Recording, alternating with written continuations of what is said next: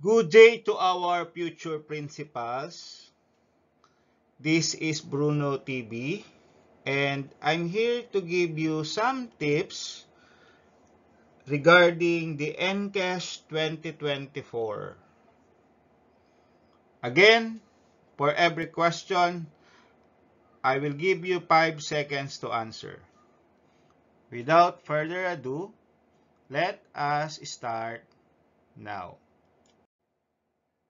For question number 1, how many domains that constitute a broad conceptual sphere of leadership practices for all school heads? Letter A, 4. Letter B, 6. Letter C, 5. Letter D, 7. Your timer starts now. 5, 4, 3, 2, 1. Time is up. The correct answer is letter C, 5. For question number 2, which provides a strategic roadmap for the department to follow to improve the delivery of quality education and the experience of learners in the basic education learning environment? Letter A, Sulong Edukalidad. Letter B, Philippine Development Plan. Letter C, Sustainable Development Goals or SDG 2030. Letter D, Basic Education Development Plan or BEDP 2030. Your timer starts now. 5, 4, 3, 2, 1.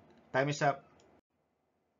The correct answer is letter D, Basic Education Development Plan or BEDP 2030. Before we proceed to our next question, please don't forget to subscribe Bruno TV. Our next video, we will talk about part 3 of the mock exam. Thank you. For question number 3, per DepEd Order number 8 series of 2015, learning standards consist of content standards, performance standards, and learning competencies. Which of the following questions is not answered by performance standards? Letter A, how do the learners apply their learning in real-life context? Letter B, what must learners do with what they learn? Letter C, how well must learners do their work? Letter D, what should learners know? Your timer starts now. 5, 4, 3, 2, 1. Time is up. The correct answer is letter D. What should learners know? For question number 4, Republic Act aims to create multiple partnerships with the business sector, foundations, non-government organizations, and individuals to team up with DepEd in providing the needed assistance and service to public school. Letter A, Republic Act number 9155. Letter B, Republic Act number 8525. Letter C, Republic Act number 8194. Letter D, Republic Act number 8424. Your timer starts now. 5, 4, 3, 2, 1. Time is up. The correct answer is letter B, Republic Act number 8525. For question number 5, which system is proven framework for continually improving an organization? Letter A, evaluation. Letter B, problem solving. Letter C, decision making. Letter D, management. Your timer starts now.